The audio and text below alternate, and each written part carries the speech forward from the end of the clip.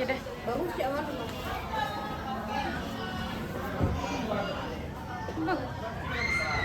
Nanya sampai bawah. Tidak nak sampai bawah. Tidak bawahnya bawah kaki tidak. Bawah badan ya? Ini separuh Bawah badan. badan ya? Boleh ya? Boleh. Lah itu ya on ya? Sipah. Baik. Assalamualaikum warahmatullahi wabarakatuh.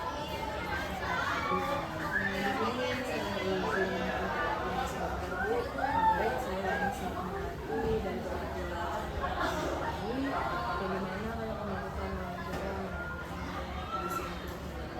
Jadi desain itu lebih terkenal pada bidang ekonomi atau bidang pendidikan. Desain itu untuk memahami apa yang dibutuhkan atau yang diharapkan oleh psikologi, bagaimana melakukan wawancara seperti yang kami teman-teman dari ibu yang pada dia psikologi, baik kanan maupun isim kiri, dimana bertujuan agar mampu memenuhi apa yang dimiliki harapan oleh psikologi.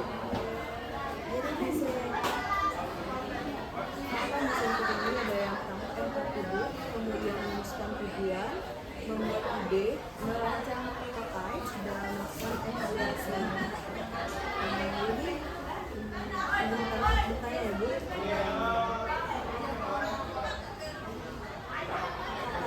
menerapkan desain ini pada peserta didik. Kalau menerapkan itu pasti ya, kalau desain tinggi itu bagus sekali. Saya pikir sangat bagus sekali karena desain tinggi ini utamanya adalah berpusat pada murid. Jadi menerapkan beberapa kali, apalagi yang berbasis proyek itu diterapkan di kelas. Menerapkan kegiatan yang dibicarakan di kelas berapa saja? Kalau di kelas berapa saja, rata-rata itu melaksanakan misalnya di kelas 92 atau di kelas 8 ya. Karena saya mengajar kebetulan di kelas 8 dan kelas 9. Itu setiap pertemuan dilakukan proyek dilihat sama materinya, dilihat sama kan kita punya modul ya. Tapi ada beberapa yang memang diselipkan desain thinking dan desain thinking ini kolaborasi, kemudian merangsang bentuk kemudian keaktifan visual. Jadi kalau menurut Ibu, apa desain thinking itu perlu diterapkan di sekolah khususnya di kelas Ibu mengajar? Dan seperti saya bilang tadi, desain thinking ini kan lebih berpihak pada murid. Jadi guru itu cuma membantu murid supaya apa yang nalarnya, kemudian kalau dia punya inovasi di dalam pemikirannya itu keluar. Karena ini sepertinya merangsang untuk siswa lebih aktif, lebih inovatif, dan tentunya kolaborasinya, kerjasamanya itu pasti akan ada. Bagaimana responnya maka pelengkapan dan konsultasi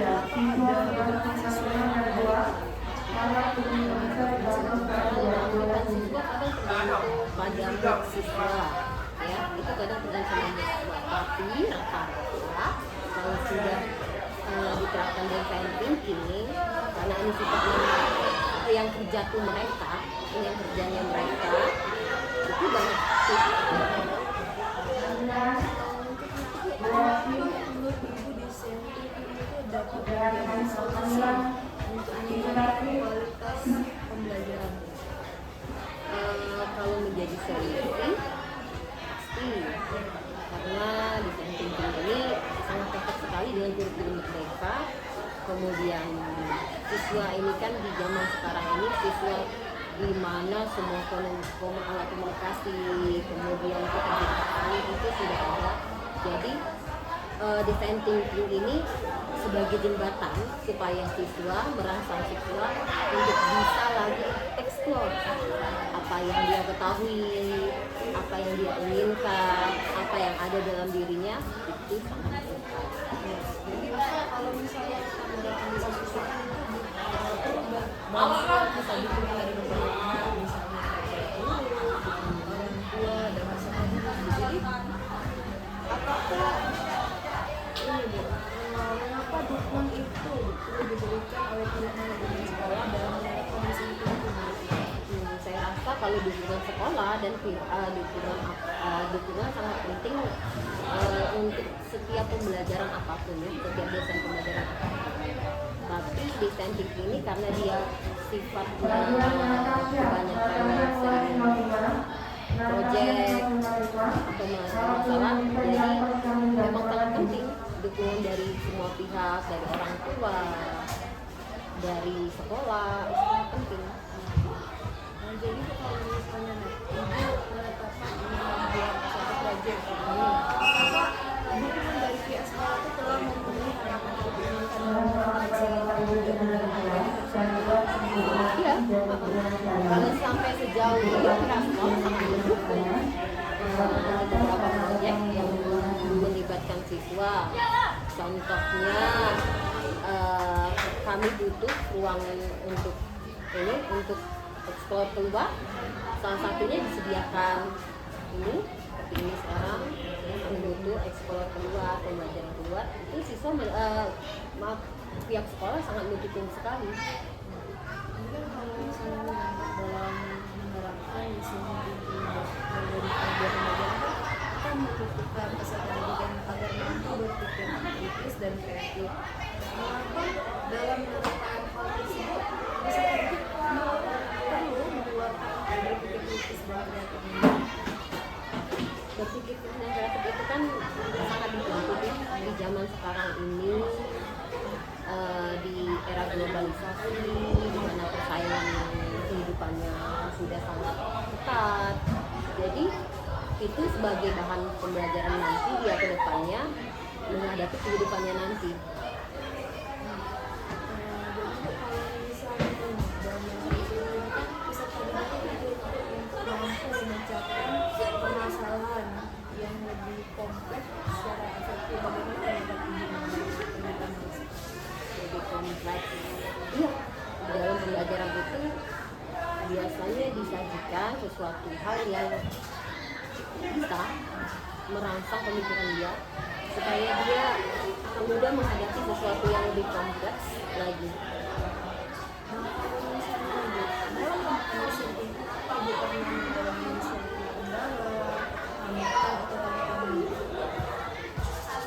Kendala hambatan tentu ada ya, apalagi misalnya siswa tidak menguasai materinya ya, itu sangat menghambat sekali. Atau dia kita suruh belajar sebelumnya, kan nih ada nih kita suruh tugas supaya dia memahami dulu apa yang mesti dikerjakannya, tapi dia tidak belajar, itu sangat menghambat.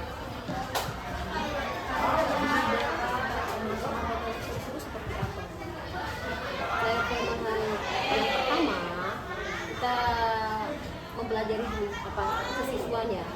Tentu saja ini kenapa dia terhambat, apa yang menjadi masalah kendalanya.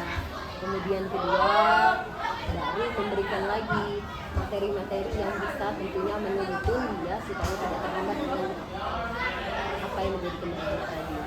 Jadi setelah diberikan solusi untuk menghadapi tantangan tersebut, apakah solusi itu dapat menyelesaikan permasalahan yang dihadapi oleh peserta didik tadi? Kebanyakan iya, tapi ada beberapa siswa yang memiliki masalah pembelajaran.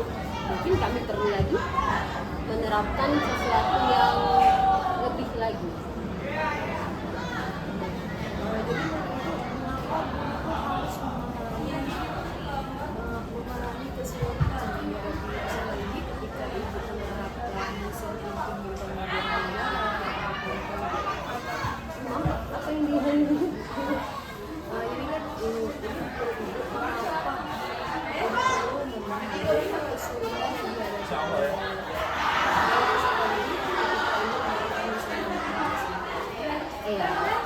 guru kan dia harus memahami dulu apa yang dihadapi siswanya.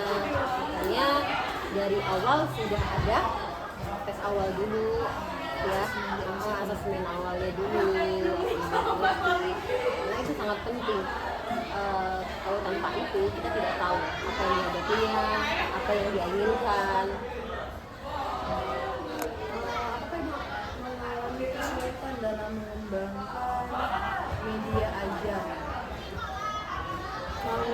dia ajar untuk sekarang ini tidak.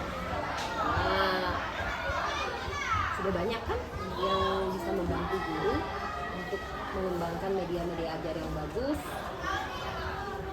Jadi sejauh ini tidak ada masalah. Kalau dari segi saya Sarana prasarana sekarang yang di sekolah untuk sekarang tidak ada, cuman paling karena sekarang kan bukunya ini kan bukan baru, sementara yang di perpustakaan yang sekarang itu terbitan lama, tapi itu tidak menjadi masalah karena kita sudah banyak sekali sumber belajar yang bisa diakses oleh siswa. apakah peserta didik pernah mengalami kesulitan dalam memahami materi ajar yang disampaikan? Kalau memahami materi itu pasti ada siswa yang kesulitan memahami materi. Tapi untuk sejauh ini karena kita ini baru ya, sepertinya tidak terlalu menjadi kendala untuk kerja kolaborasi, apalagi kolaborasi di kelas tidak menjadi kendala. Tidak menghambat kegiatan pembelajaran Tidak. kalau misalnya ibu peserta didik kurang bersemangat dalam pembelajaran apa yang dilakukan? Kalau peserta didik kurang semangat, ini kapasitasnya pada saat di kelas atau sebelum pas kita menyelidiki ini kan ada ini awal atau gimana? Di kelas ini Ketika di kelas, kalau di kelas tentu saja kalau pas dia tidak bersemangat sesuatu yang dia di kelas, yang pertama mungkin kita lakukan games dulu untuk dia semangat, kan bisa mengalihkan fokusnya kembali, dan selanjutnya dilaksanakan apa yang ada di dalam pembelajaran itu. mengapa peserta didik bisa kurang semangat mengikuti pembelajaran? Kalau kurang semangat itu bisa ada faktor dari dalam dan juga faktor dari luar. Pertama, faktor dari luar mungkin materi yang saya sampaikan itu monoton, tidak menarik untuk dia, itu cara mengajarkan tidak menarik. Tapi yang kedua, mungkin ini dari masalah siswa itu sendiri yang dibawanya dari rumah. Jadi kalau misalnya mengapa peserta didik jika ditanya secara spontan mengenai kesulitan dalam menjawab pertanyaan yang digunakan untuk mengisi pertanyaan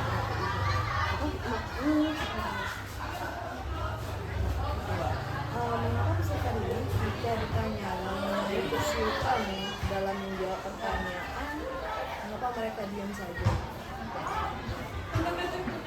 Mengapa ketika didik kalau ditanya secara spontan kesulitan dalam menjawab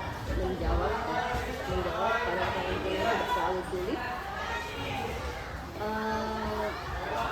Dan didik ini kan apalagi yang kelas 8 itu kemampuan dia untuk menjawab spontan itu masih rendah ya, jadi kadang dia gugup, kadang dia tidak fokus, jadi itu mungkin kalau jawab enggak, jadi dia sering kehilangan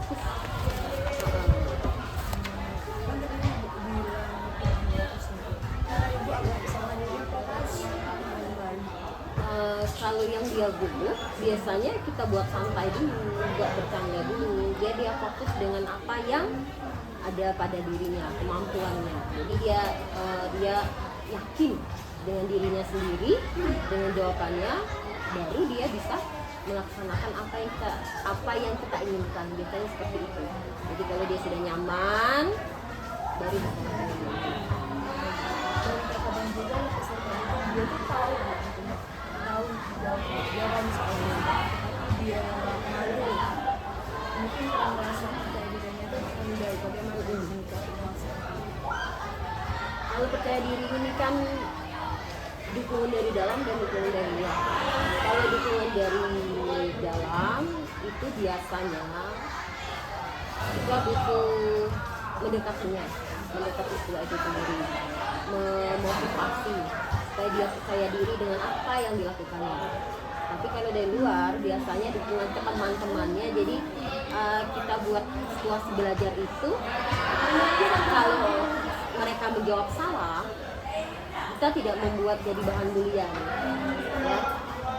Kita bisa membuat kalau itu tidak apa-apa, salah itu tidak masalah. Jadi besok-besoknya ke depannya dia akan berani menjawab walaupun salah, dia berani mengeluarkan pikirannya. Kadang tuh di dalam kelas ketika kita ada yang tahu nih mengenai ini, dan mereka tuh ada yang langsung pura-pura di depan kepalanya, ada yang tidak ditunjuk atau itu bagaimana? Biasa ya dalam kelas belajar mengajar, anak yang tiba-tiba menundukkan kepala, takut.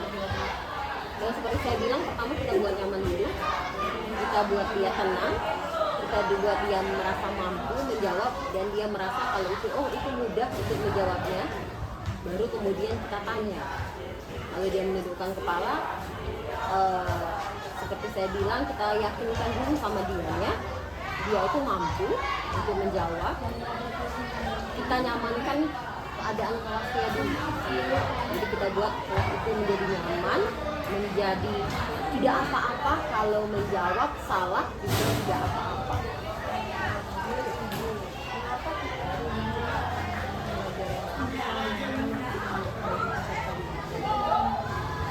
Itu sangat penting sekali menurut saya, karena dari lingkungan belajar yang buat dia nyaman, dia senang, dia tenang, akan merangsang bernalar kritisnya. Nalar kritis ini sangat penting nanti ke depannya dia merangsang cara dia berpikir. Jadi dia merasa nyaman dengan lingkungan yang ada di tempat dia belajar. Jadi benar,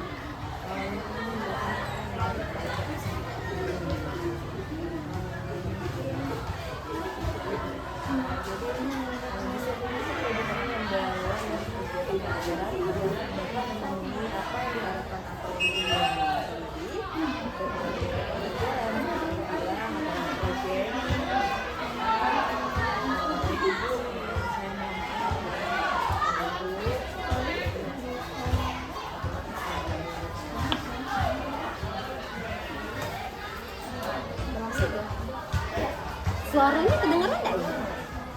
Tayo kok